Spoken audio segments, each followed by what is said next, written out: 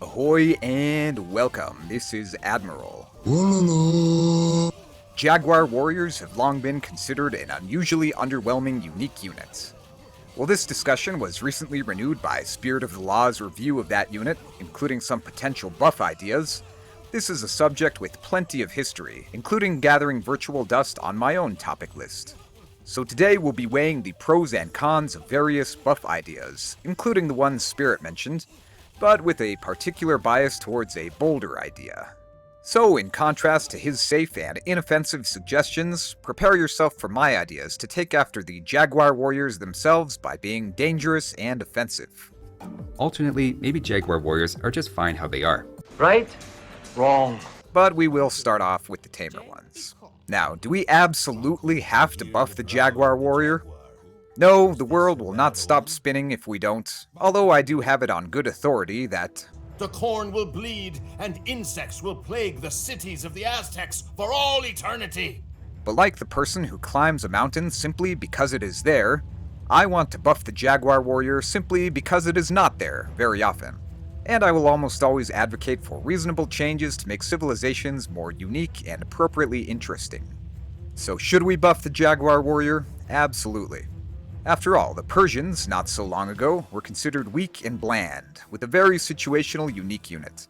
And their rework, which apart from architecture, included the works from a new unique unit to free mahouts, a major building bonus for elephants, and bullet-shooting castles, and was very well received.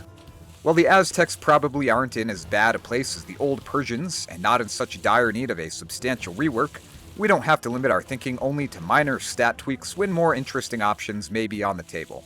And I do think that some of the older civilizations may be in line for mild visual and functional revitalization to keep up with the more exciting new civilizations, especially when their age coincides with a lower win rate.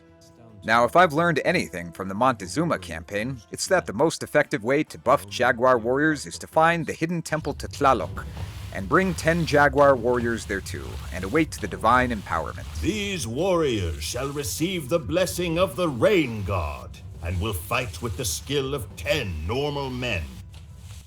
But in case there are no such temples to be found, we will need a plan B. So let's breeze through the more simple options. While there's no denying that lowering their cost would be effective, that's the only thing that I think should specifically be avoided. Mainly because it's at odds with the concept of an uncommon warrior elite, and unless you're really trying to karambitize the unit, just strikes me as lazy. The option you go with when you absolutely can't think of anything else. Moreover, that's already been their solution, for better or for worse, for a variety of units including sergeants, Teutonic knights, and samurai. The latter, to my lament, as I would have preferred them making samurai more interesting, rather than finding new ways to further converge with the swordsman line, with whom they already share high functional overlap. Increasing their speed or pierce armor are both reasonable options, although the main effect of either buff would likely be to improve their performance against ranged units, against which Aztecs already have excellent Atlat skirmishers, siege, and eagle warriors. And I'd rather not dilute the contrast between the swift, arrow-resistant eagles and the powerful but ponderous jaguars, as giving them an additional pierce armor would put them just one behind a fully upgraded elite eagle warrior. Improving speed would help more generally as well, but it's cold comfort to catch up to cavalry or infantry, but not be any better against them versus similar resources worth of eagles, champions, or pikemen. And I don't know how much it would really change their use case when it comes to countering infantry, unless it's a very major boost that allows them to catch up to shotels or gebedos. Even so, these are reasonably useful buffs that would be more interesting than lower cost, and a minor speed buff could be stacked with other improvements. One other buff that Spirit and others have proposed is an attack bonus against cavalry, and there's even some apparent historical reference to this in accounts of Maquawits beheading or nearly beheading horses. Nearly headless? How can you be nearly headless? Although the best understanding of this is not that the broadsword-like Maquawit was particularly effective against horses, it's not a polearm after all, but rather that their beyond razor-sharp obsidian blades were exceptionally effective against light armor or exposed flesh of man or beast, with Conquistador Bernal Diaz noting that in that context, they cut better than Spanish steel swords. So an anti-cavalry bonus is not a terrible idea by any means, although not my favorite, as having a bonus against both infantry and cavalry seems a bit scattered. and once again may be too close for comfort to the Jaguar Warrior design, as they also have an anti-cavalry bonus. Furthermore, Aztecs being somewhat weak to massed cavalry is something that I think should remain, for gameplay as well as historical reasons. One further possibility in light of the properties of the Maquawit would be to replace the infantry bonus with a bonus against units with low to medium armor, although I'm going to save that discussion for its own topic, and entirely losing the infantry bonus may be too much of a change in identity. Next up, let's cover something that's pretty vanilla but surprisingly underused that I think is worth considering. Faster attack rate. After all, Jaguars themselves are not distance runners, but are known to attack quickly. Apart from the iconic and very large Japanese bonus and condottieri, and for whatever reason, most infantry are cursed to attack no sooner than every 2 seconds, whereas even generic cavalry units and archers after Thumbring are running around with faster attack rates, for example Knights and Cavaliers with 1.8, and Thumbring Arbalesters with 1.7. I like the idea of a somewhat faster attack rate for Jaguar Warriors, as they would then avail themselves of the extra attack of Garland Wars, as well as their anti-infantry bonus damage more frequently, preserving their identity while increasing DPS across the board, and especially against infantry. Giving elite Jags a 1.7 second attack rate, the same as a Thumbring Archer, would be similar in long-term DPS to having +3 attack and +2 anti-infantry damage. It could be more or less, but that gives a pretty clear reason to choose them even over the excellent Aztec champions. Finally, let's get to the crazy idea, which I think is the most interesting and most fitting. Although of course I'm hopelessly biased, as this was the ability I gave to Jaguar Warriors in my ongoing Wonder Bonuses mod and project in collaboration with Robbie Lava.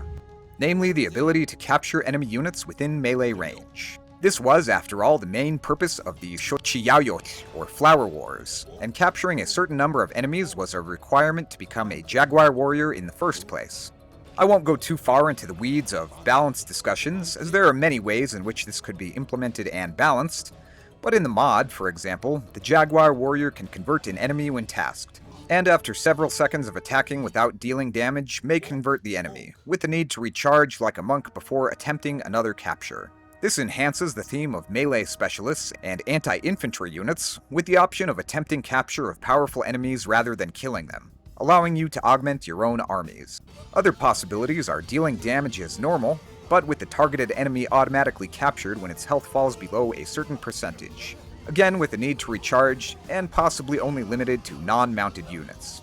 There are still other possibilities, such as reuse of the old kidnap mechanic for villagers, although I think a combat application is more fitting, and gives the unit a more historically appropriate identity unlike any other, while maintaining their anti-infantry specialty. As promised, this is a little radical, although I don't think it's really any crazier than the Persian rework, or inventing a new way of interacting with armor, as was done for Shotels and Camels with the Royal Heirs technology rework. So call me a madman, but the capture mechanic is absolutely how I would prefer to buff Jaguar Warriors, although others of course will prefer a lighter touch. Either way, I really don't think that a single anti-infantry bonus has aged well as the sole defining gimmick of a rangeless infantry unique unit.